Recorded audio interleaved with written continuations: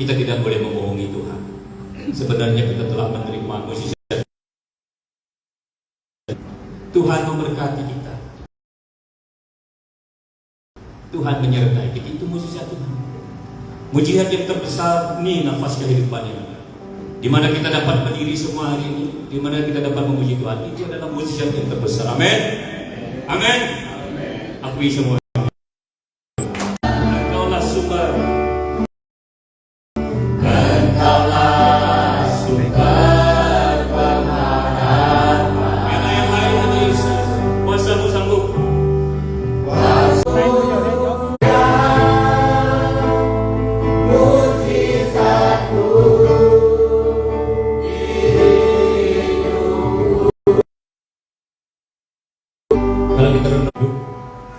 Tidak ada seorang pun yang datang kepada Bapa kalau tidak melalui. Jadi Bapak Ibu, pengorbanan Tuhan Yesus itu sungguh besar. Harta benda tidak dapat menandingi mukjizatmu.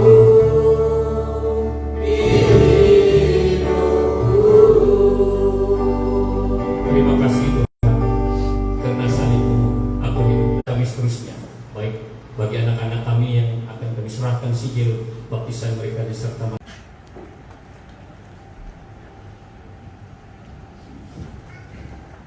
dan dia ini tidak sehat juga. Saya berikan semangat bagi dia supaya dia datang.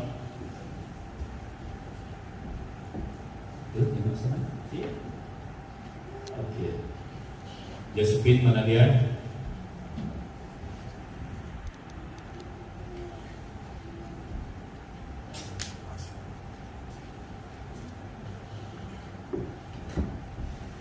Ini mereka yang kita telah baptis pada minggu lepas, puji Tuhan.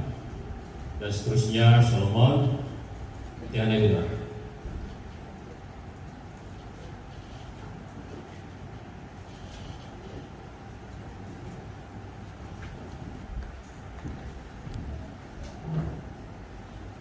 Oke, seterusnya Britney kan? Boleh perkenalkan diri? Oke, ini dari sana. Dan Angelina Kasih Janela, Tiffany Rose, ini nama dia, bukan Nurul ya. Diperakui, jadi inilah nama Christian dia, Tiffany Rose. Oke, beri kemuliaan bagi Tuhan. Bukan Nurul lagi dia. Oke.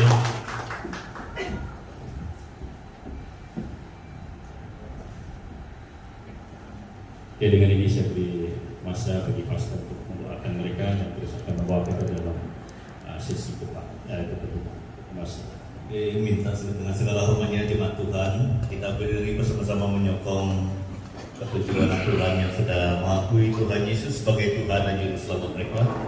Dengan berbekalkan sokongan doa kita sangat percaya Roh Kudus akan terus menolong mereka. Haleluya. Tuhan Yesus, terima kasih, kami sangat bersukacita di depan-Mu karena Engkau adalah sumber sukacita kami, karena Engkau adalah Raja Damai. Tuhan Yesus, Engkau telah bekerja dalam hati ketujuh orang anak-anak-Mu Tuhan dengan perantara kuasa kudus-Mu, sehingga mereka mempunyai keputusan dengan hikmat kuasa pengurapan daripada Tuhan Yesus. Berkati keluarga mereka. Terima kasih. Dalam nama Tuhan Yesus Kristus kami mohon semuanya. Amin. Silakan duduk, Tuhan berkati semua. Akui bahwa saya sudah mempunyai Tuhan dan Juru Selamat. Jadi pada hari ini kita akan teruskan acara kita dengan perjamuan suci. Bagi anggota gereja yang biasa kita menghormati perjamuan ini, kita sangat menghormati perjamuan ini karena dimulai oleh Tuhan Yesus. Oleh itu yang digalakkan untuk mengambil perjamuan ini adalah yang sungguh-sungguh mengakui Dia sebagai Tuhan dan Juru Selamat. Kita hormat perjamuan ini dan kita harus menandakan diri kita dengan baptisan juga. Terima Tuhan Yesus sebagai Tuhan dan Juru Selamat. Oleh itu kita ambil roti naik nanti. Itu protokol dalam gereja Injili, karena ini merupakan satu hal yang skremen. Ini salah satu skremen. Yang kedua adalah baptisan. Jadi skremen ini adalah yang kita untuk kita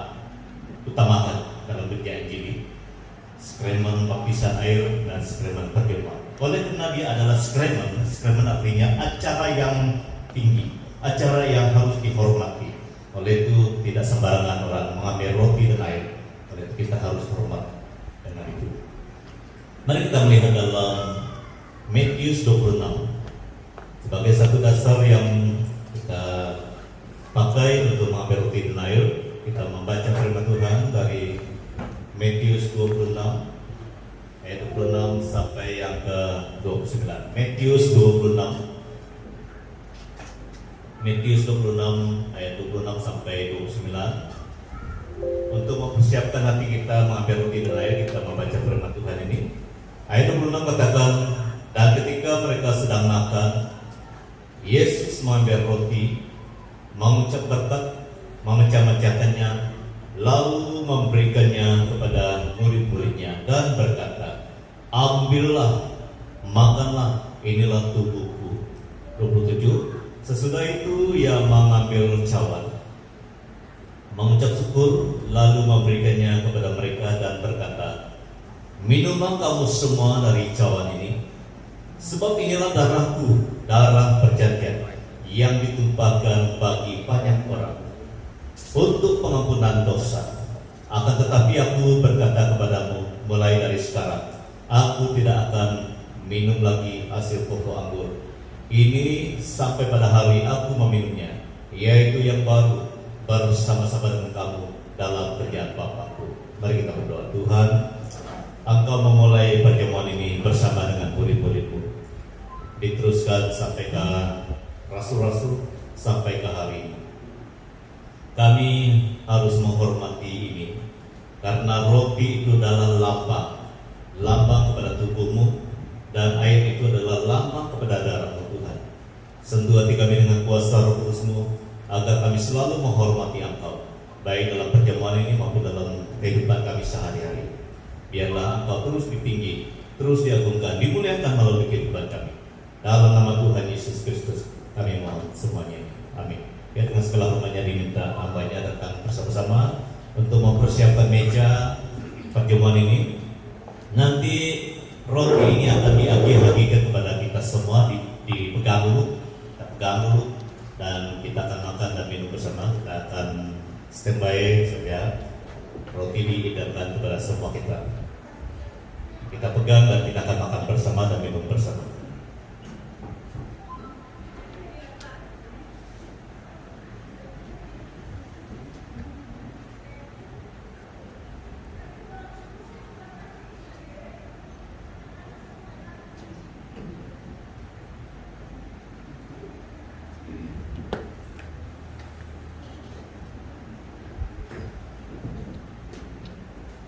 Saudara yang dikasihi oleh Tuhan Yesus Kristus, Tuhan Yesus sangat mengasihi kita semua. Tuhan Yesus adalah sumber keselamatan kita. Melalui kasih-Nya yang tidak pernah terbatas, yang tidak pernah habis, yang tidak dapat diukurkan dengan apapun. Kasih itu adalah kasih yang agape, kasih yang murni, kasih yang tidak ada celah, kasih yang sepenuhnya, yang sempurna.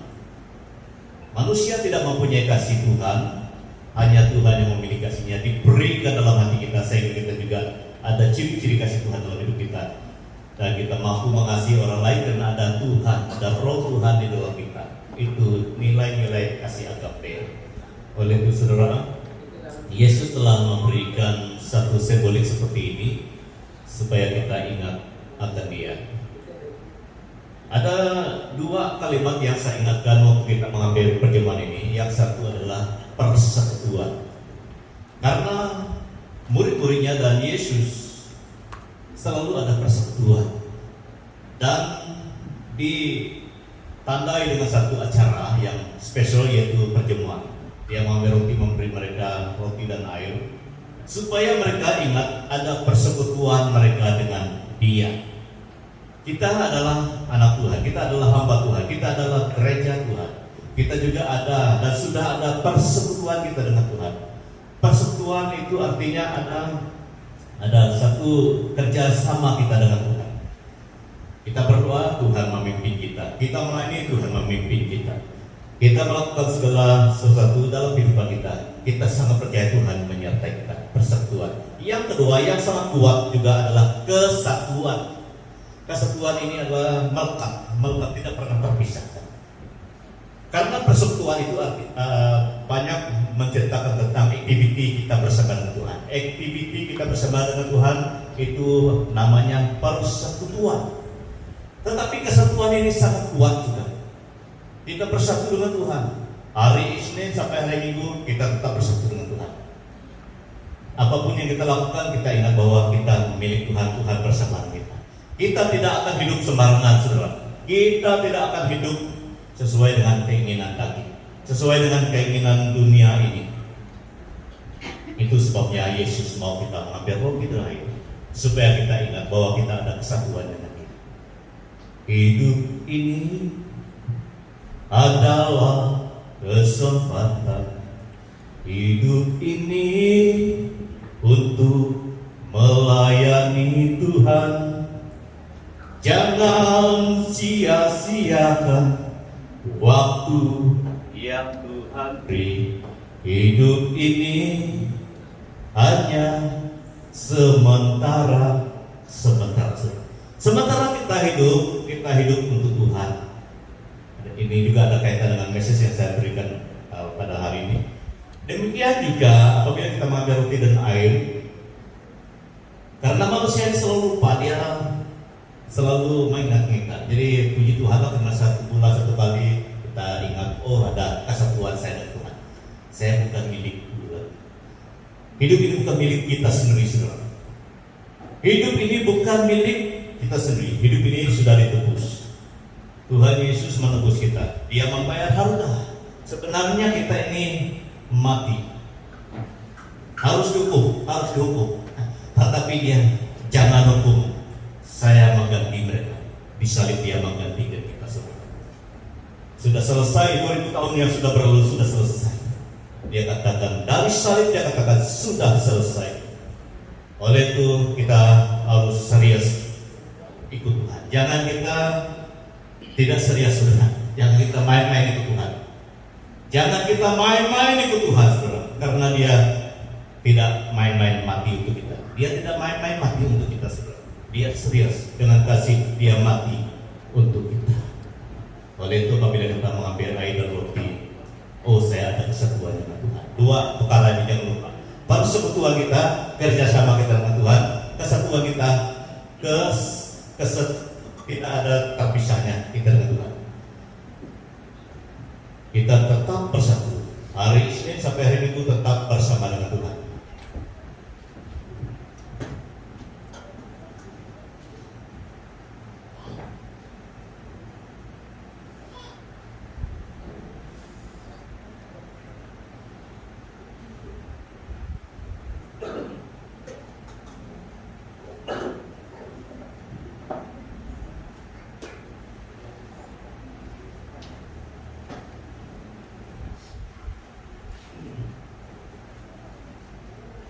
Sebelah mari kita berdiri di depan Tuhan Yesus. Tuhan Yesus yang memulai perjamuan ini. Tuhan Yesus yang akan menyertai kita, memakai kita. Ingat dua perkara itu. Kita sudah ada persekutuan dengan Tuhan. Persekutuan itu adalah kerjasama kita dengan Tuhan. Kehidupan kita sehari-harian. Jangan lupa ada Tuhan bersama kita, supaya kita senantiasa rasakan hormat kepada Tuhan. Yang kedua, ada kesatuan kita. Kesatuan itu tidak terpisah. Bukan hari Minggu saja kita bersatu dengan Tuhan. Hari Isnin sampai hari Minggu selama-lamanya sebenarnya kita bersatu dengan Tuhan. Mari kita hayati waktu Yesus mengambil roti. Yesus mengambil roti, memecah-mecahkannya dan memberikannya kepada mereka dan berkata, makanlah kamu semua dari roti ini. Mari kita makan bersama.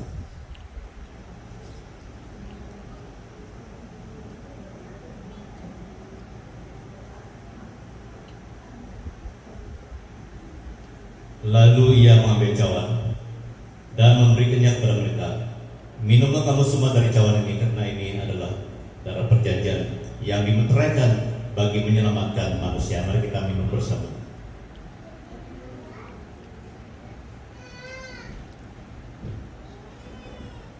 Sekali lagi kita berdoa. Tuhan, kami sudah mengerti bahwa roti itu adalah lambang kepada tubuhmu dan air itu adalah lambang kepada darahmu, darah perjanjian yang sudah dijanjikan, yang sudah diberikan oleh Tuhan. 2000 tahun yang sudah berlalu, engkau menggenapinya dengan sangat sempurna. Tuhan, kami hidup hari ini oleh karena kemurahan-Mu, kasih karunia-Mu.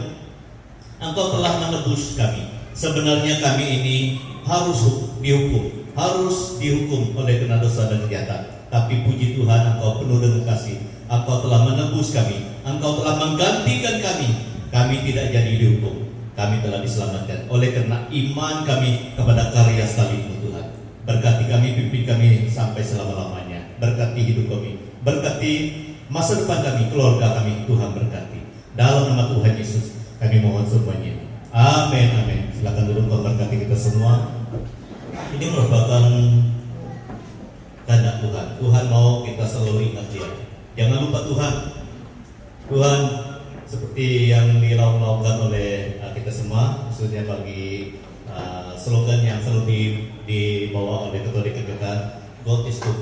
Itu adalah satu yang perlu kita ingat juga. Tuhan itu baik dan sangat baik.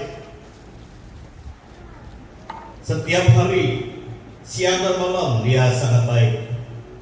Apalagi kalau kita sudah menyerahkan hidup kita berdua seperti itu anak-anak Tuhan pada hari ini. Oleh karena kita tahu Dia adalah baik, kita juga harus setia pada Dia. Kita hormat pada Dia. Kita senantiasa menyenangkan Dia. Saya kalau paan ngasai pun Tuhan atau tapi nuri pani haji jamu Tuhan terkuih aku ngetang si teh ulila. Seperti malah yang dikatakan hidup ini hanya sekali. Kalau sudah selesai, kita akan pergi ke satu hidup yang lain bersama dengan Tuhan, bersama dengan Tuhan. Oleh itu, sementara kita menunggu panggilan Tuhan, menunggu masuk ke satu tempat yang lebih spesial lagi, bakal kita harus hidup begitu. Dalam bulan 11 ini, seperti saya sudah sediakan dalam jadwal tahunan, kita belajar tentang eratkan persekutuan dengan Tuhan. Ini satu topik yang sangat penting juga sebagai anak Tuhan, gereja Tuhan. Kita harus eratkan persekutuan kita, hati kita, hidup kita dengan Tuhan Yesus. Pada hari ini saya mau kita belajar dari satu teks yang terambil dari Filipi 1:21 sampai 26. Seperti mana kita sudah mengambil perjamuan pada hari ini, menandakan bahwa kita sudah percaya Yesus, mengakui Dia sebagai Tuhan dan Juru Selamat, dan tepat juga pada hari ini kita belajar bagaimana untuk terus intim, akrab, dekat, melekat pada Tuhan. Filipi 1 ayat 26 sampai ayat 21 sampai 26. Filipi 1 26 ayat 21 sampai 26. Kali ini saya mohon penghormatan daripada bapak-bapak ataupun semua laki-laki yang membaca bagian ini, karena minggu yang lalu itu, minggu yang sudah itu adalah perempuan atau wanita.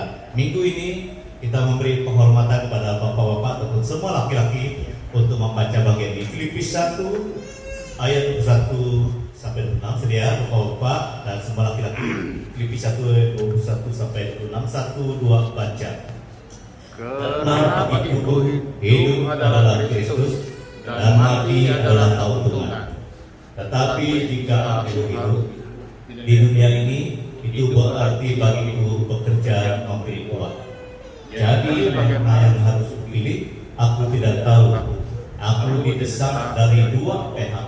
Aku ingin pergi dan diam bersama-sama dengan Kristus. Itu memang jauh lebih baik. Tetapi lebih perlu untuk tinggal di dunia ini karena kamu.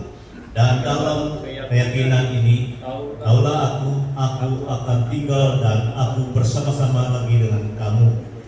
Sekalipun supaya kamu makin maju dan bersekutu dalam iman, sehingga kemegahanmu dalam Kristus Yesus makin bertambah. Karena aku, apabila aku kembali kepada kamu. Puji Tuhan. Oke, ini merupakan satu pengakuan daripada Rasul Paulus Rasul Paulus merupakan satu hamba Tuhan yang mengenal Tuhan, yang benar-benar sudah mengenal siapa Tuhan itu, dan dia mempunyai satu komitmen di mana dia mau akrab dengan Tuhan. Seperti mana yang saya sediakan untuk kita bulan ini, dalam bulan 11 ini kita belajar bukti dan langkah-langkah bagaimana kita semakin akrab, semakin dekat, melekat dengan Tuhan. Jadi saudara, bagi gereja Tuhan dan para hamba Tuhan, dekan-dekan dan kita semua harus mempunyai satu kesungguhan yang betul-betul mau lebih dekat dengan Tuhan kita. Jadi tema kita pada hari ini adalah bukti akrab dengan Tuhan. Bukti akrab dengan Tuhan yang sudah dinyatakan oleh Paulus. Paulus sudah membuktikan. Jadi termasuk juga kita hari ini, kita harus membuktikan kita akrab dengan Kristus. Seperti mana orang menikah, apakah kamu mengasihi dia? Itu biasanya ditanya kepada pasangan suami istri, dan biasanya akan ditanyakan kepada suami dulu. Apakah kamu mau mengasihi dia, menjaga dia, merawat dia, baik waktu susah maupun waktu senang, waktu sakit, waktu sehat, waktu segala-galanya? Apakah kamu sedia?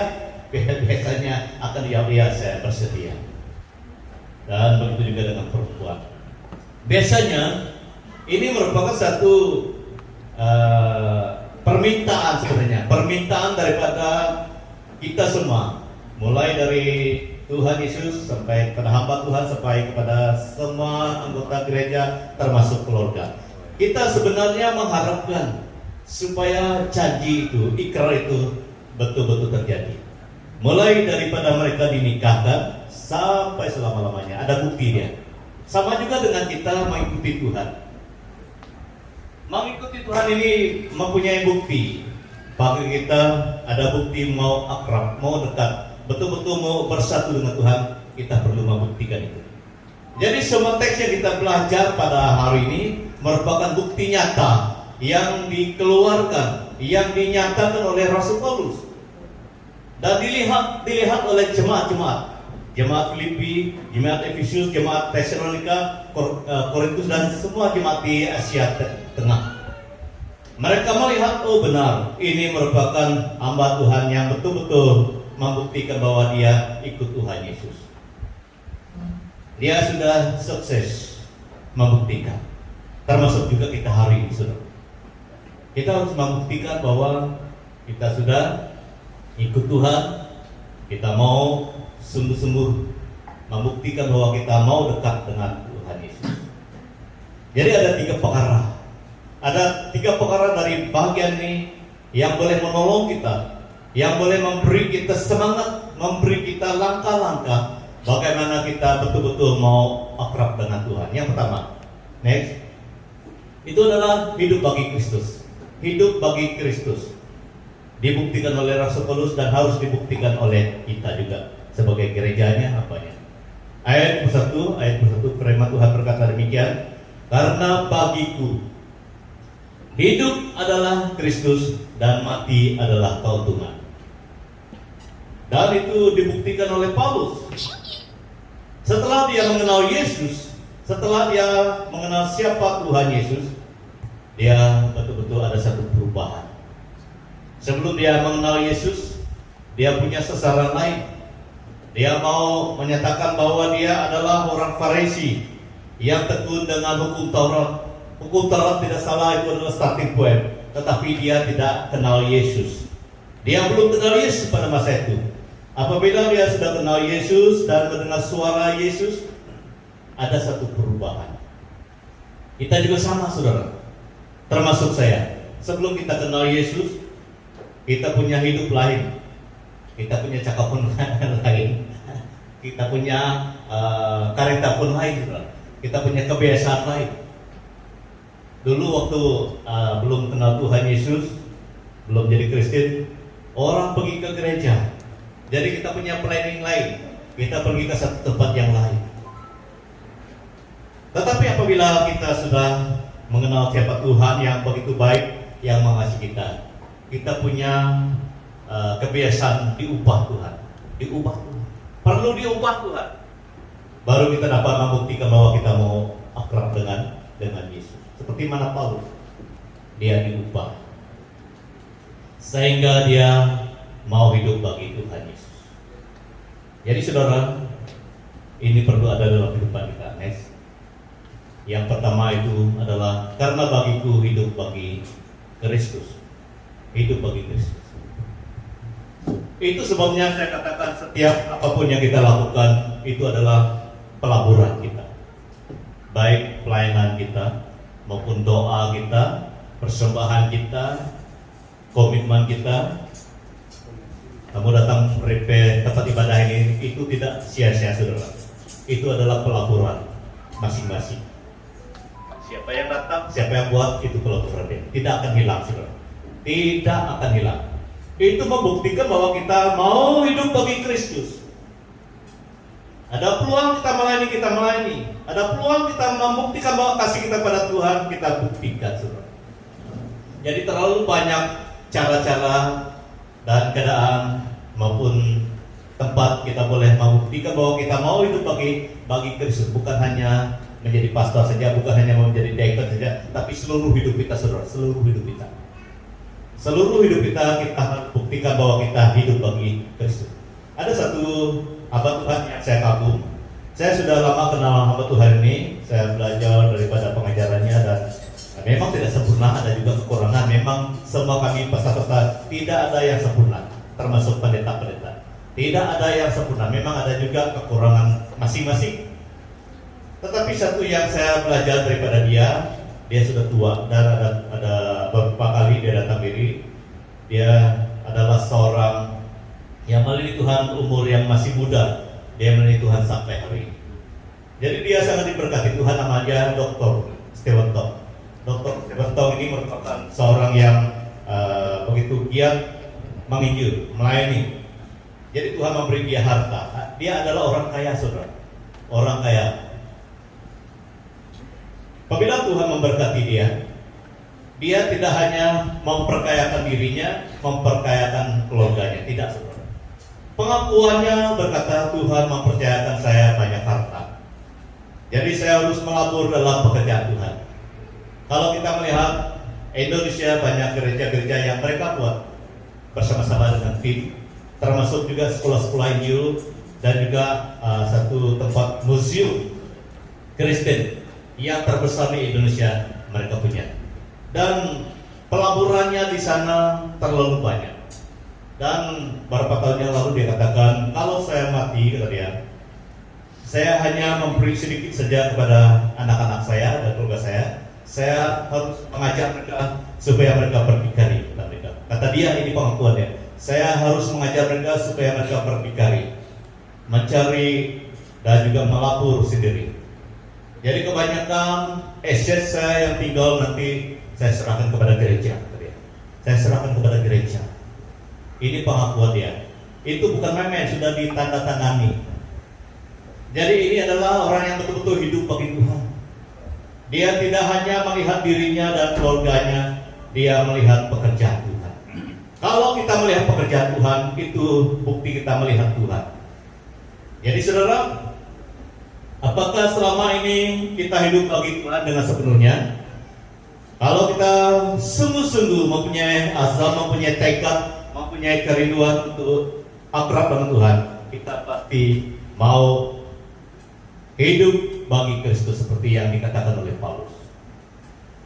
Demikian juga saya melihat gereja Korea berjuta-juta uang USD. USD lagi diberikan seluruh dunia. Berjuta-juta USD setiap tahun mereka berikan kepada pelayanan-pelayanan, kepada penginjil-penginjil yang pergi ke seluruh dunia ini. Karena orang Korea itu mereka support bukan di tempat mereka saja tapi keluar. Dan ini mereka sudah lakukan sudah begitu lama. Karena mereka awal daripada kita, mereka lebih awal daripada kita, Malaysia ini. Jadi saudara, yang saya mau tekankan ini,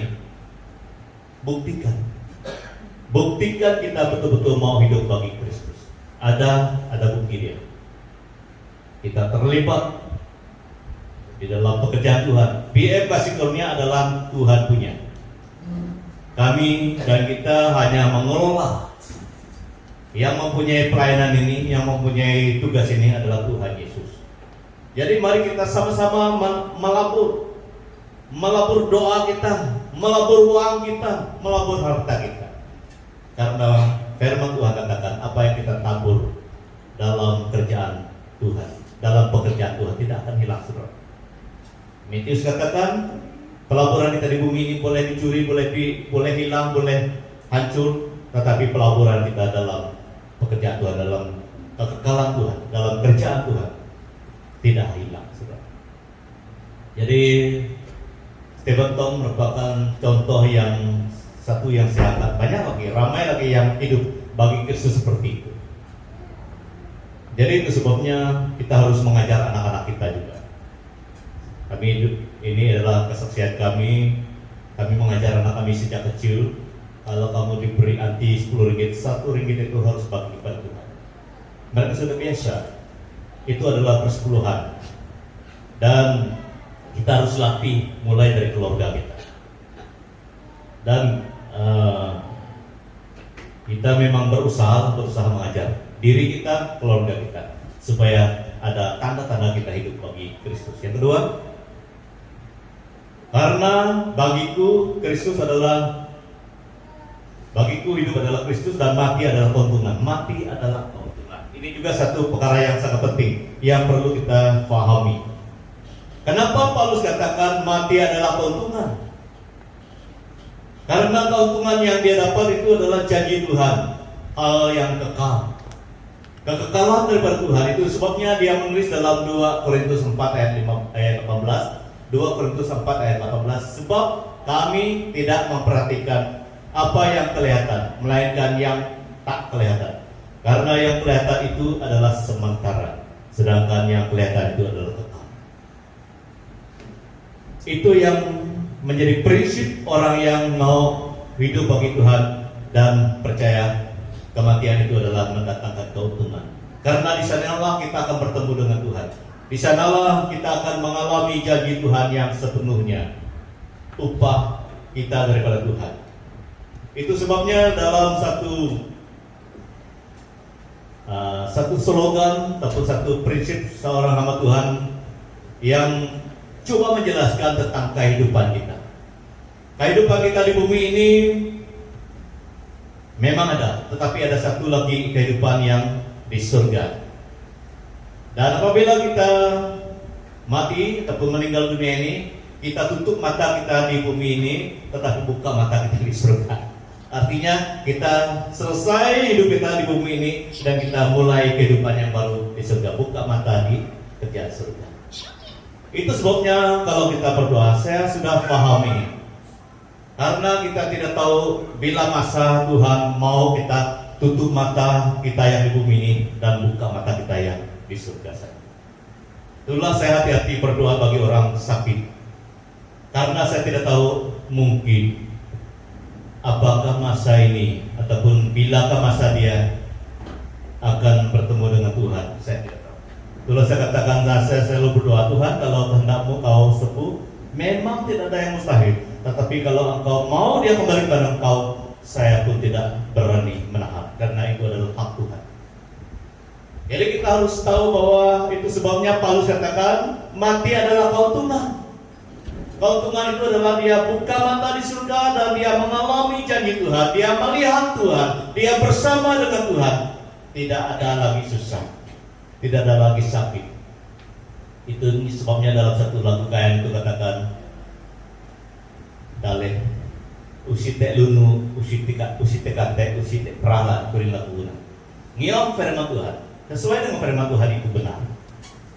Waktu kita kembali kepada Tuhan, buka mata kita di surga bersama dengan Tuhan, tutup mata di bumi, buka mata di surga, kita akan mengalami hal yang kekal, yang sempurna, seperti yang diceritakan dalam Yohanes, dalam Wahyu yang ditulis oleh Yohanes, dan juga ada sedikit dalam Daniel. Itu sebabnya Paulus katakan mati adalah keuntungan. Dan mereka begitu semangat melayani Tuhan sementara ada waktu. Karena itu bukan tujuan yang sebenarnya. Tujuannya sebenarnya adalah bertemu dengan Tuhan, mendapat keuntungan daripada Tuhan. Itulah janji kekekalan daripada Tuhan. Jadi saudara yang kasih dalam Tuhan Yesus Kristus, kita harus memahami ini. Sementara kita hidup, saya tidak tahu sampai bila saya hidup, saudara. Kamu pun tidak tahu sampai bila kamu hidup. Tetapi sementara kita hidup, kita harus percaya mati itu adalah keuntungan. Itu adalah jembatan kita bertemu dengan Tuhan. Itu adalah pintu di mana kita akan masuk dalam hal yang dijanjikan oleh Tuhan. Sebelum kita meninggal dunia, kita tidak mungkin melihat semuanya, saudara. Oleh itu, sebagai orang Kristen, hamba Tuhan yang paham firman Tuhan ini, jangan takut mati, saudara.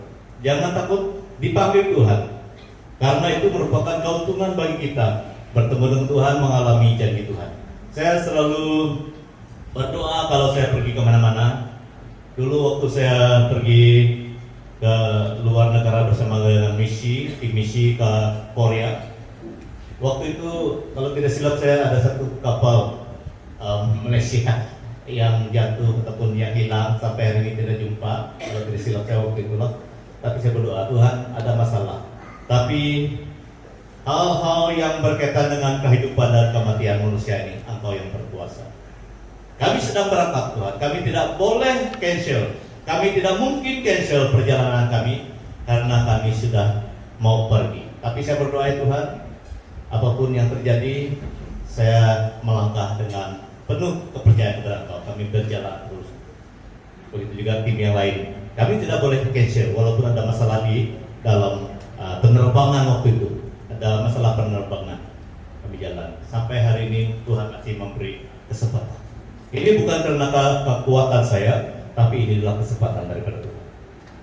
Satu perkara yang saya tidak perlu lupa dan kita tidak perlu lupa adalah mati itu adalah keuntungan. Karena waktu kita matilah, kita akan melihat Tuhan sepenuhnya.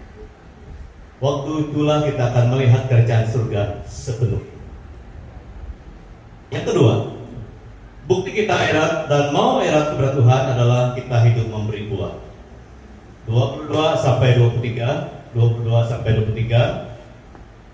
Firman Tuhan berkata demikian dalam 22 sampai 23. Tetapi jika aku harus hidup di dunia ini, itu berarti bagiku bekerja memberi buah. Jadi mana yang harus kupilih, aku tidak tahu. Aku didesak dari dua pihak. Aku ingin pergi dan diam bersama dengan Kristus itu memang jauh lebih baik, kata Paulus. Memang jauh lebih baik. Jadi sementara Paulus hidup, dia memberi buah. Dia berusaha menghasilkan buah. Jadi buah itu kita akan belajar hari ini. Next, apa arti yang dikatakan oleh Paulus hidup di dunia ini dengan bekerja memberi buah? Buah itu artinya menyaksikan Kristus melalui hidup kita, memperkenalkan Yesus melalui hidup kita. Itu yang dikatakan oleh Paulus, buah itu saksi, menyaksikan. Kalau kita melihat dalam pengalaman rasul-rasul, mereka berusaha menyatakan apa yang mereka sampaikan. Mereka menyampaikan firman, mereka juga memperkenalkan firman itu melalui kehidupan mereka. Itu buah, saudara. Dan itu memang tidak mudah kalau hanya berdasarkan kekuatan hikmat kita. Tidak mudah menghasilkan buah, tidak mudah memperlihatkan buah itu. Karena itu memperkenalkan Kristus. Siapakah kita ini kalau kita mau memperkenalkan Tuhan yang begitu mulia? Tidak ada kemampuan kita. Siapakah kita ini yang coba-coba mau memperlihatkan tentang kasih Tuhan, tentang kebenaran Tuhan, tentang pribadi Tuhan? Tidak mungkin dengan kekuatan kita sendiri, saudara. Tidak mungkin. Walaupun saya mempunyai doktor teologia, PhD teologi. Kalau bukan penyertaan Tuhan ada, tidak mungkin, saudara.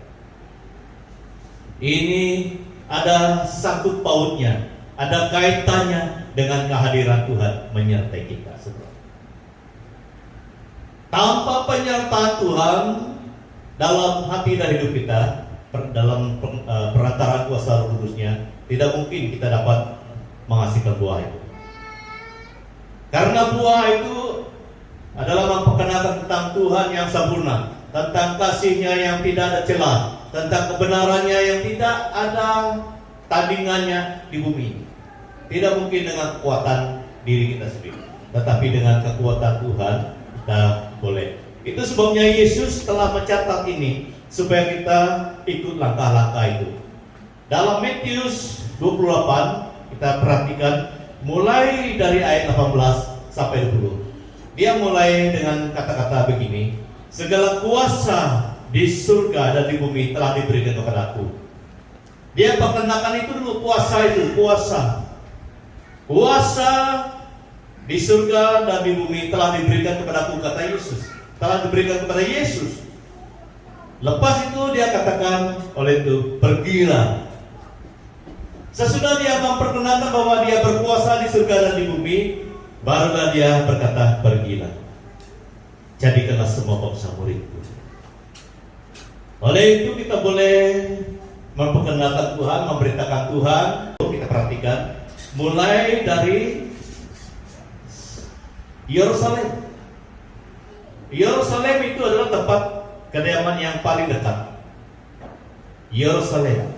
Ada arti Yerusalem itu, saudara. Yerusalem saya adalah keluarga saya. Yerusalem saya adalah bangsa yang dekat dengan saya. Jadi dia tidak boleh pergi ke seluruh dunia dulu. Mulai dari Yerusalem, seluruh Yudea.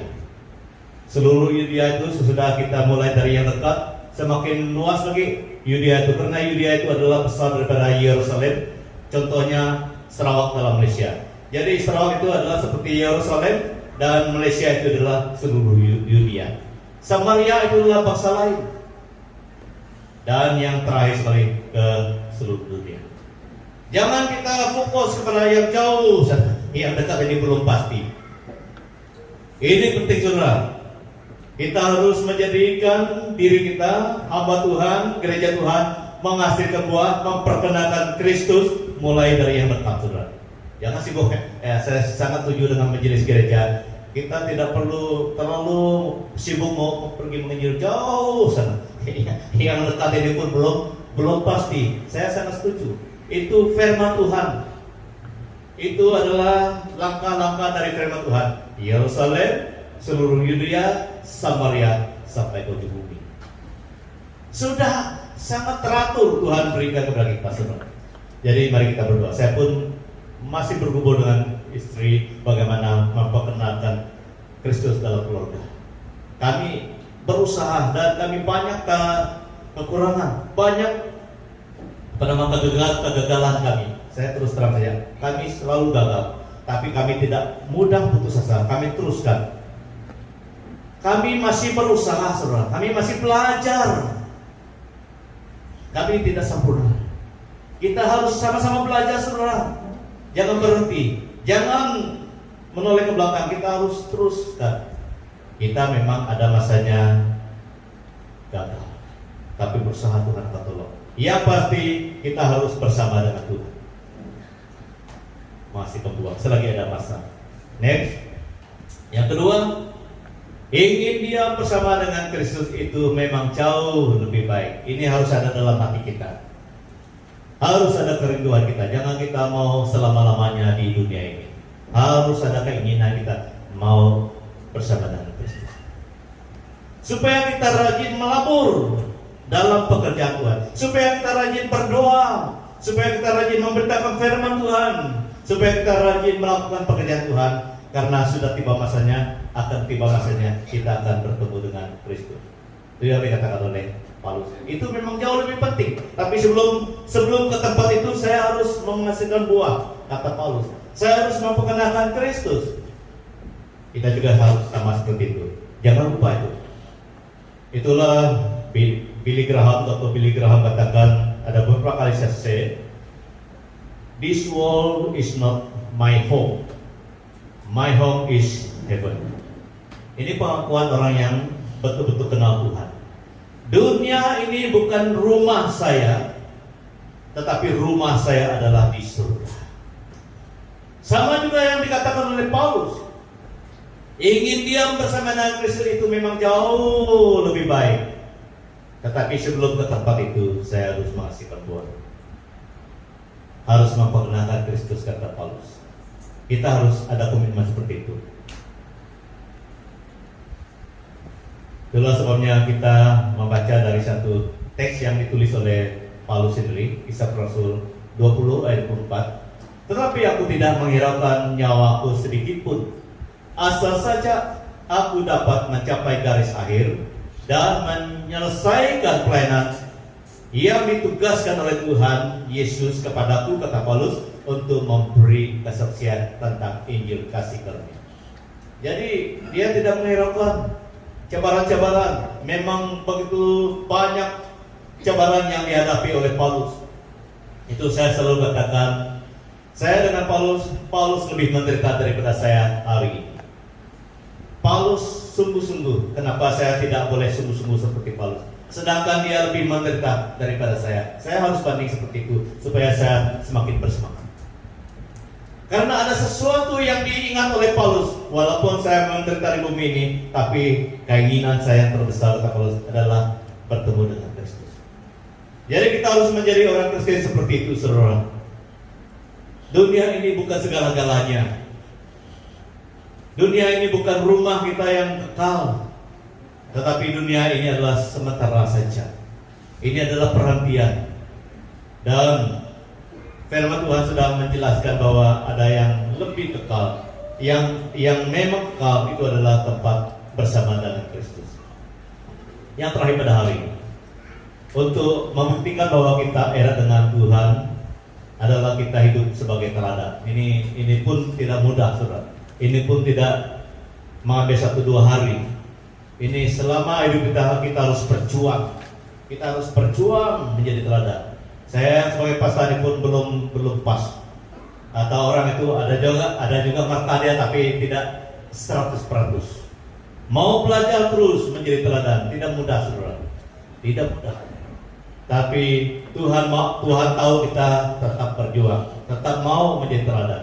Kata Paulus dalam 24, 25, 26, tapi lebih perlu untuk tinggal di dunia ini karena kamu, dan dalam keyakinan tahulah aku akan tinggal dan akan bersama-sama lagi dengan kamu sekalian, supaya kamu makin maju dan bersukacita dalam iman, sehingga kemegahanmu dalam Kristus Yesus makin bertambah karena aku kata Paulus, apabila aku kembali kepada kamu.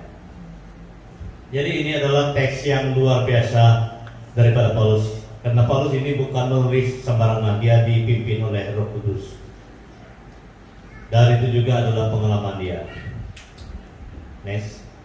Aku tinggal bersama-sama dengan kamu, tadi ada dengan jemaat, supaya kamu makin maju dan bersukacita dalam iman. Tidak hanya maju, tapi bersukacita dalam iman. Ini penting, saudara. Ini ditulis bukan hanya begitu saja, tapi itu perlu ada dalam diri kita. Kita harus mempunyai iman, beriman, percaya pada Tuhan. Bukan hanya begitu saja, harus bertumbuh dan dipenuhi dengan sukacita. Tidak hanya dengan sikap yang tidak tentu arah, suam-suamku. Paulus mengharapkan, Paulus membuat satu sasaran supaya jemaat Tuhan waktu bersama dengan dia terus maju dan bersukacita dalam iman. Dan ini adalah kerjasama kita bersama dengan Tuhan dan kerjasama kita dalam kesatuan BM Kasih Karunia. Kita harus saling menguatkan satu dengan lain. Kita hadir dalam gereja ini, siapapun kita, supaya kita saling menguatkan satu dengan lain. Semakin membangun iman dan menghadirkan sukacita. Itu sebabnya teks ini berbicara kepada kita supaya kita juga menjadi teladan seperti yang diharapkan oleh Tuhan dan yang sudah dilakukan oleh Paulus. Itu sebabnya Paulus menjadi teladan karena dia mempunyai sumber kekuatan. Kita baca dalam Filipi 4 ayat 13. Ini adalah salah satu teks yang saya pegang mulai saya pergi sekolah Injil sampai hari ini. Filipi 4 ayat 13. Segala perkara dapat kutanggung dalam Dia, dalam Yesus yang memberi kekuatan kepadaku. Segala perkara dapat kutanggung. Jadi segala perkara ini merangkumi banyak perkara. Waktu sakit, waktu diancam, waktu senang, waktu sehat, waktu sakit, kita dapat tanggung itu bukan karena kita, tapi karena Yesus yang menyertai kita. Jadi kita yang dikasihi oleh Tuhan, kita boleh menjadi teladan karena Yesus yang menguatkan kita, Yesus yang menyertai kita, seperti Dia menyertai Paulus. Oleh itu utamakan Dia dalam kehidupan ini karena Dia sumber kekuatan kita. Puji Tuhanlah karena kita masih diberi kesempatan untuk melayani Tuhan 1 tahun. Dan ini merupakan kepercayaan daripada Tuhan untuk kita semua, baik menjadi gereja, EJK pelayanan, dan termasuk kami pasta-pasta Allah. Ini bukan karena kita layak sebenarnya, tapi oleh karena Tuhan memberi peluang. Tuhan mempercayakan tugas-tugas pelayanan-pelayanan ini untuk kita. Jadi kita harus sambut itu, kita harus respon itu dengan penuh sukacita, karena Dia yang akan memberi kita kemampuan. Termasuklah menjadi teladan dalam gereja kita. Yang terakhir pada hari ini adalah sehingga kemegahanmu dalam Kristus makin tambah karena aku, kata Paulus. Sehingga kemegahan mereka, jemaat Tuhan, dalam Kristus semakin bertambah karena aku. Karena aku, dia berani menyatakan itu karena ada satu keyakinan. Dia dengan Kristus itu memang ada komitmen, ada connection, ada kesatuan. Dia berani menulis ini, sehingga kemegahanmu, kata Paulus, dalam Kristus Yesus makin bertambah karena aku. Sama juga dengan Samuel 1 ketika dulu, dia berani minta semua orang Israel menghakimi dia. Dia minta kepada siapa yang kuperas, lembu siapa yang kuambil, dan kambing siapa, binatang siapa yang kuambil, tolong beritahu. Dan siapa yang ku perlakukan tidak adil, tolong beritahu, kata Samuel di hadapan semua orang Israel. Ini adalah satu pengakuan orang yang sungguh-sungguh dekat dengan Tuhan, karena dia yakin Tuhanlah yang telah memberi dia kemampuan untuk menjadi hakim dan menjadi nabi bagi orang Israel pada masa itu. Sama juga dengan Paulus, dia menulis itu dengan penuh keyakinan. Dia percaya, dia merasa, dia sungguh-sungguh merasa bahwa Tuhan bersama dengan dia. Dan sehingga dia berani katakan, karena aku, kamu boleh bermegah dalam Kristus, kata Paulus. Jadi saya sebagai pastor pun tidak berani mengungkapkan kami hayati. Sangat perlu kami alami, karena Engkau yang telah menebus kami dari lumpur dosa, dan Engkau yang telah memberi kami peluang untuk melayani Engkau. Dan Tuhan, biarlah lewat kuasa Roh Kudus-Mu kami memahami, dan kami harus bersemangat untuk terus akrab dengan Engkau. Akrab dengan Engkau membuktikan bahwa kami harus hidup bagi Kristus, dan harus hidup menghasilkan buah. Buah itu adalah memperkenalkan Yesus melalui hidup kami dan menjadi teladan, menjadi contoh, memperkenalkan firman melalui kehidupan kami. Ini adalah sesuatu yang luar biasa, dan hanya berdasarkan penyertaan Tuhan kami semua dimampukan. Kami semua dimampukan oleh karena Engkau menyertai kami. Seperti mana yang dikatakan oleh hamba-Mu Paulus dalam Filipi 4 ayat 13, segala perkara dapat kutanggung, dapat kami tanggung oleh karena Engkau, Tuhan Yesus Kristus, yang memberi kekuatan. Tuhan, kami mau mengalami kekuatan yang daripada Engkau. Kami senantiasa mau mengalami sumber pertolongan, sumber hikmat, kuasa daripada Engkau, supaya kami mampu menjadi teladan, mampu memberi buah, dan mampu senantiasa hidup bagi kemuliaan nama-Mu, Tuhan kami Yesus Kristus. Berkati kami semua, berkati sisa hidup kami, berkati bisnis, dan pekerjaan kami, berkati keluarga kami, dan berkati masa depan kami. Biarlah kami terus mengalami Tuhan Yesus dalam kehidupan ini. Haleluya, haleluya. Di dalam nama Tuhan Yesus Kristus kami mohon semuanya ini. Amin. Jadi kita masih bertahan, ada dua hambanya yang akan memberi info. Yang pertama dari berita sidang, yang kedua yang terakhir nanti dari Bapak kita. Kami persilakan terus menutup acara kita dengan doa. Dipersilakan.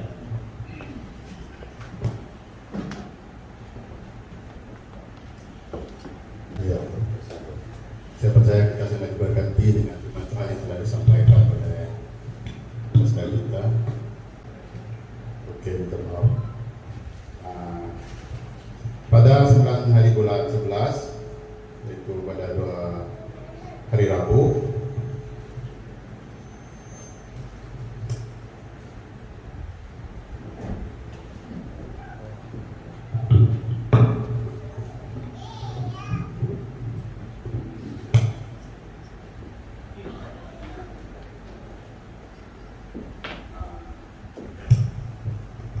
ya, sekali lagi, pada 9 hari bulan 11 hari Rabu, yaitu pada malam hari Rabu, masa 8 malam, yaitu bertempat di gereja, kita akan mengadakan doa syafaat. Kami menjemput anggota gereja selalu datang beramai-ramai untuk mengadakan doa syafaat. Karena sebenarnya doa syafaat ini sangat perlu juga kita saling mendoakan lebih-lebih lagi negara kita dan gereja kita. Lagu itu akan dipimpin oleh pastor kita, Pastor Gideonlah, dan terus dia juga yang akan membawa kita di dalam firman Tuhan.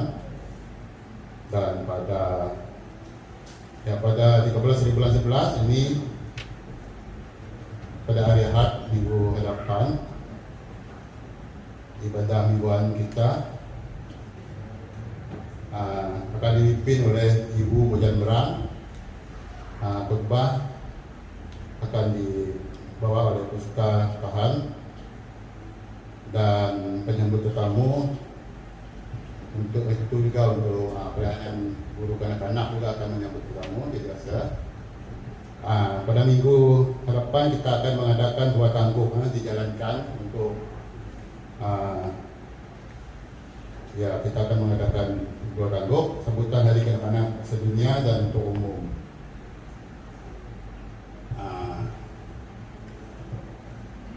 Sambutan dan merayakan Hari Kanak-kanak Sedunia peringkat gereja kita pada 13 hari bulan ini. Harap maklum kepada jemaat sekalian, ada acara program yang diselenggarakan oleh pelayanan kanak-kanak. Mari bersama-sama memberi sokongan. Yang kedua, Prakrismas Persekutuan Pesta-Pesta Daerah Miri pada tanggal 8 bulan 11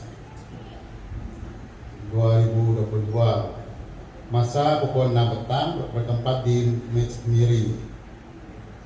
Wakil kita telah dijemput, dan gereja kita juga telah menyumbang 300 ringgit.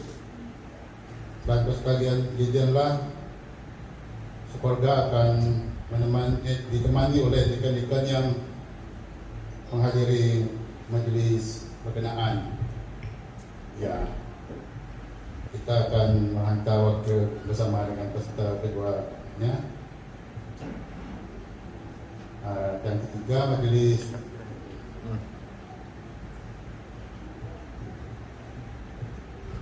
umum masalah umum akhir gabungan 2022 pada 20 hari bulan 11 pada hari Ahad bertempat di gereja pukul 3 petang ada mesyuarat umum gabungan gereja kita. Keempat, program caroling akan diadakan pada 5 hari bulan 12. Pertemuan PPP, EJK Majelis Gereja, EJK Pelayanan Kanak-kanak, kita akan adakan pertemuan untuk membincangkan tentang caroling ini. Tarikh pertemuan akan diberitahu dalam grup WhatsApp kita. Program ulang tahun Christmas masih dalam peringkat cadangan. Ini pun masih dalam belum lagi kita tuh dalam cadangan kita. Lihatlah macam mana nanti mungkin sebenarnya program ini ada Erik yang kan menguruskan ini, tapi belum ada apa-apa pun dari beliau. Bagi kepada doakan bagi jemaat yang sakit dan juga yang berduka, yang dalam kesusahan. Kedua, doakan bagi jemaat di Embassy Kurnia dimanapun mereka berada, dan apapun keperluan yang diperlukan. Ketiga, doakan bagi jadwal perancangan keperluan gereja kita dan seterusnya. Dan keempat, doakan bagi kelancaran pada saat ini. Kita bila kemarin bilang mengantar nama calon itu. Dan doakan bagi kelancaran PRU ini, kesejahteraan negara kita dan negeri kita. Dan selamat bakti, Tuhan Yesus memberkati jemaat Embassy Kurnia. Sekian info gereja, dan seterusnya masalah tempat ini diberikan buat Terima kasih. Ada satu yang saya lupa sebelum saya memberi masa kepada Nek Ursula tentang baju Christmas Parade. Christmas Parade itu kita sudah beri nama pada Oke lah. Jadi besok dia akan menyatakan berapa harga satu, karena mereka tunggu berapa yang dari gereja-gereja yang menempah, bukan kita saja, ada juga dari gereja yang lain. Jadi besok baru dia beritahu berapa harga satu. Jadi tunggulah. Kalau kita sudah tahu berapa harga satu, nanti kita akan berikan uang kepada bendahari kita, dan kami tiga Katolikan akan berusaha mengusahakan bagaimana cara kita mengambil baju itu. Di waktu kita serahkan kepada bendahari lah. Oke, terima kasih, dan masa seterusnya kita berikan kepada Nek Ursula.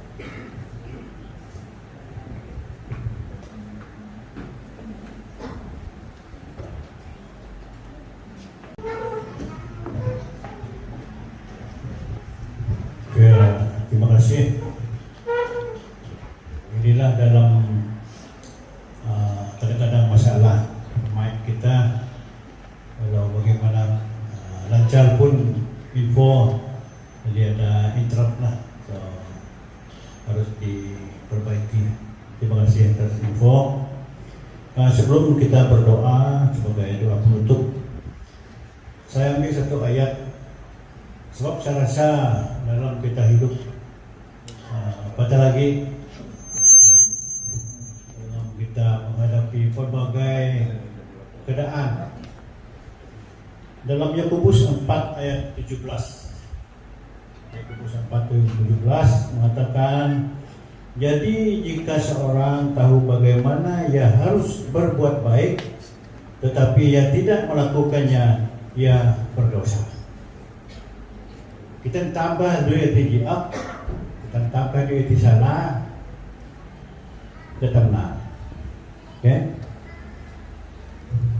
Kita tambah duit yang saya oke, pokok kita masih nang, kanan itu ayat itu lah, supaya dalam keadaan kita bergaul dengan kawan kita, ataupun di antara kita dalam keluarga, dalam gereja, dalam masyarakat, kalau benda itu kita tahu membawa kebaikan, tetapi tidak kita buat dia, itu adalah dosa. Okay. Yang kedua, sesuai dengan apa yang telah kita belajar pada hari ini, itu tema kita pada bulan ini, banyak mengisahkan bagaimana kita hidup bersama dengan Tuhan, mengenal Tuhan. Jadi saya nak beri sedikit perkongsian di sini. Keutamaan mengenal Tuhan.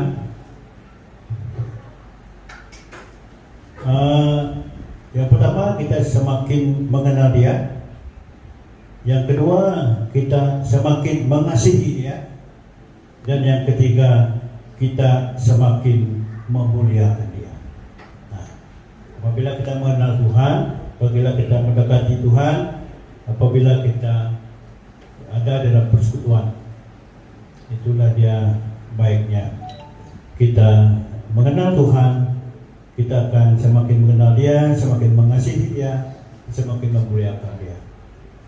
Jadi dalam arti kata, janganlah kita meninggalkan, menjauhkan persekutuan. Oke, message daripada Timbalan Kedolikan tadi, mari kita sama-sama datang ke masa doa syafaat. Karena doa syafaat itu kita akan memberi satu ataupun mengadakan tanggung jawab kita kepada orang lain yang memerlukan pertolongan.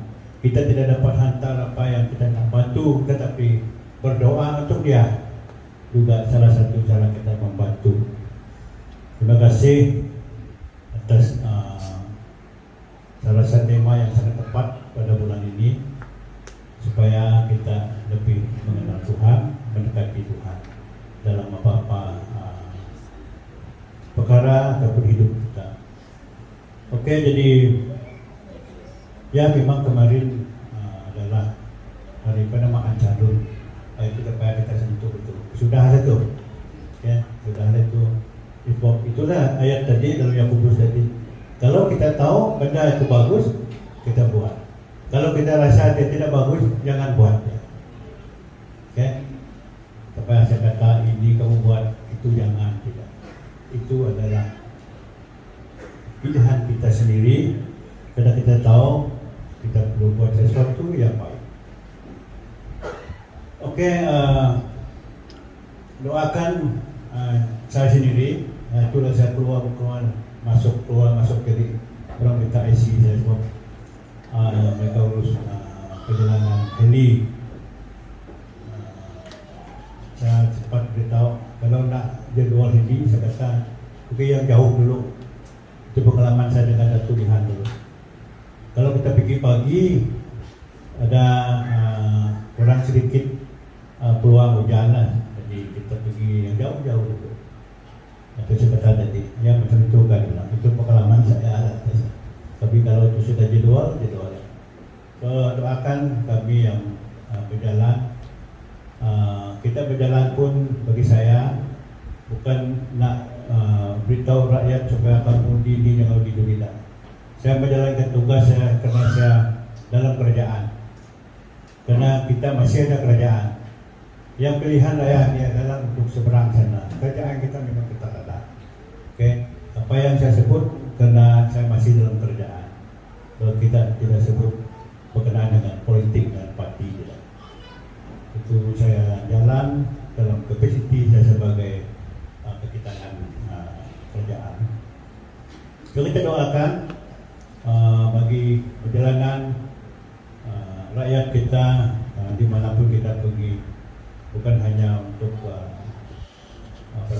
terlibat dalam itu saja. Perjalanan kita, kenapa keadaan cuaca sekarang tidak bagus?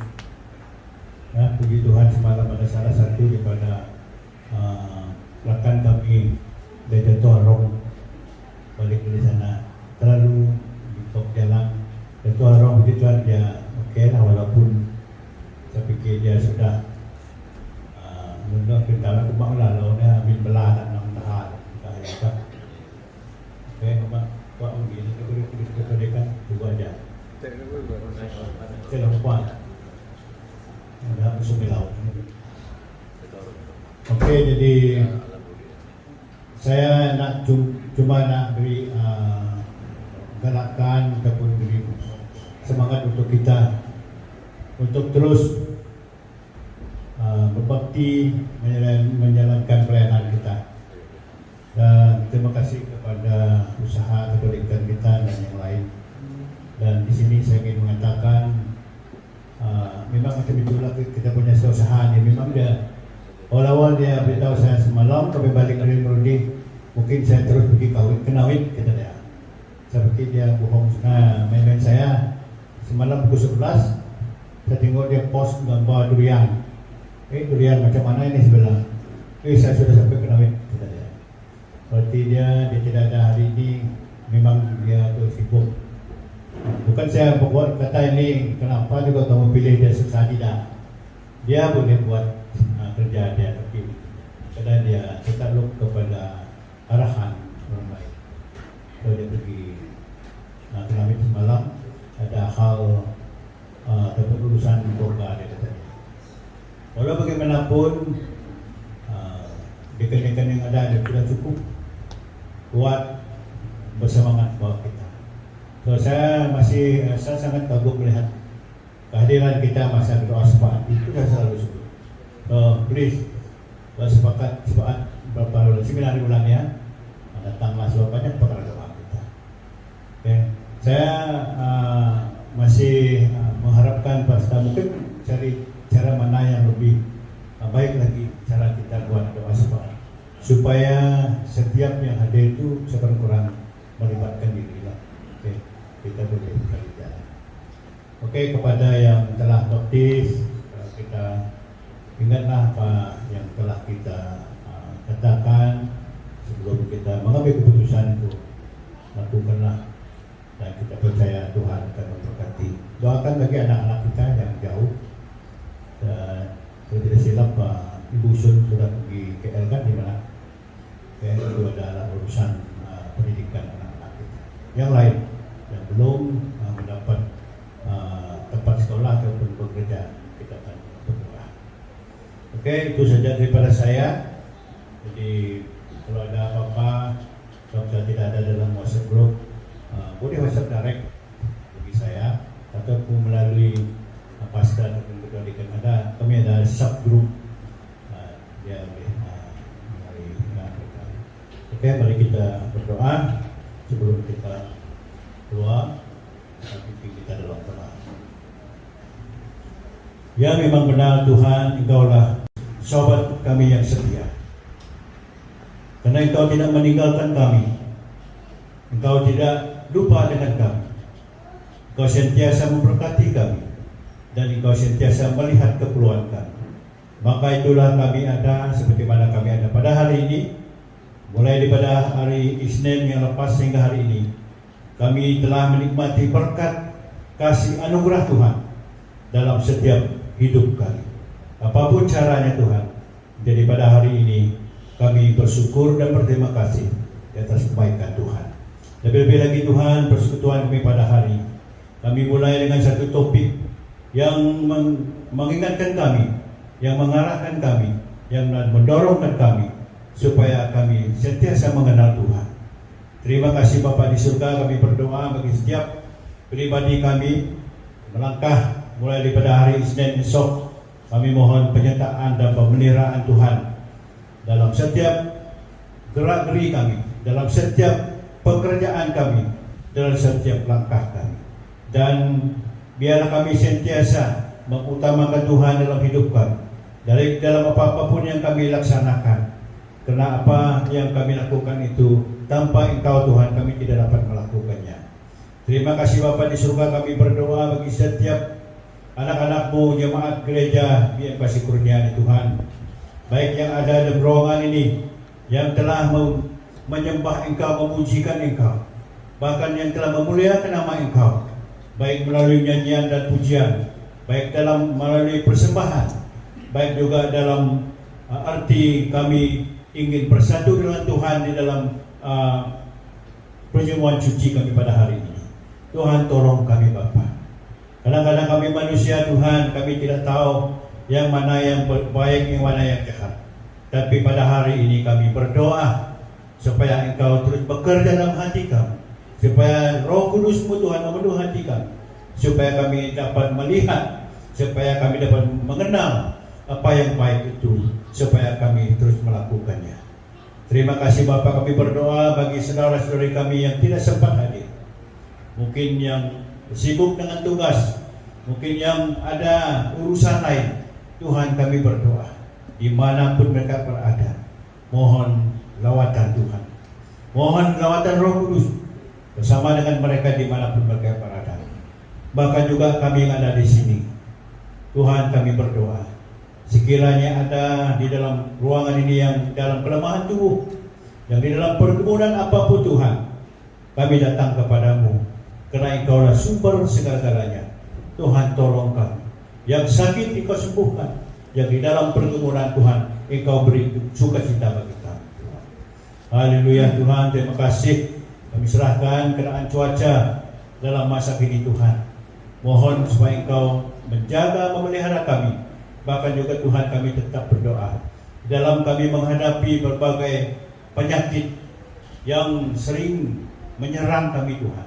Tetapi Engkau sudah menyatakan bahwa Tuhanlah sumber kesembuhan dan segalanya.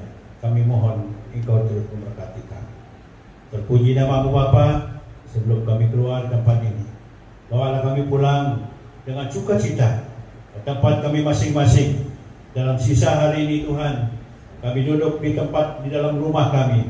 Biarlah kami renungkan bahwa kebaikan itu datang daripada Tuhan, supaya kami semakin hari semakin kuat di dalam iman dan kepercayaan kami kepada Tuhan.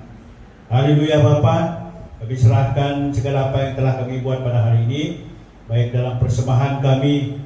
Tuhan, kami berdoa, walaupun sedikit, kami percaya Tuhan, semuanya itu adalah untuk pekerjaan-Mu di tempat ini, bahkan di luar sana. Berkati kami bersama, berkati pemimpin-pemimpin gereja, berkati juga hamba Tuhan yang melayani kami.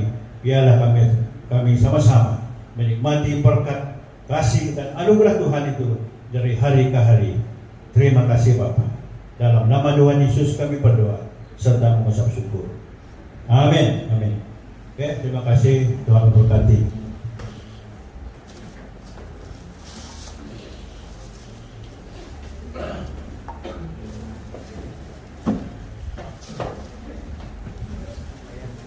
Minta maaf ada info terbaru. Yang memimpin kita pada minggu depan adalah Ibu Ogata, sebuah program hari kanak-kanak kita yang diadakan pada minggu depan, spesial tuh. Jadi mari kita menemukan ruangan ini, ruangan ini untuk menyokong mereka. Dan seterusnya kita ada 14 yang akan diselenggarakan oleh PKK kita. Jadi mohonlah supaya kita bekerja sama. Biasalah kita dikasih karunia yang terbaik ini, yang sangat saya hargai ini, yaitu kerjasama kita menyokong ini. Selalu itu yang terbaik lah. Walaupun kadang-kadang kita umumkan sesuatu, kadang-kadang rasa macam tidak ada. Apabila harinya tiba, semuanya luar biasa. Amin.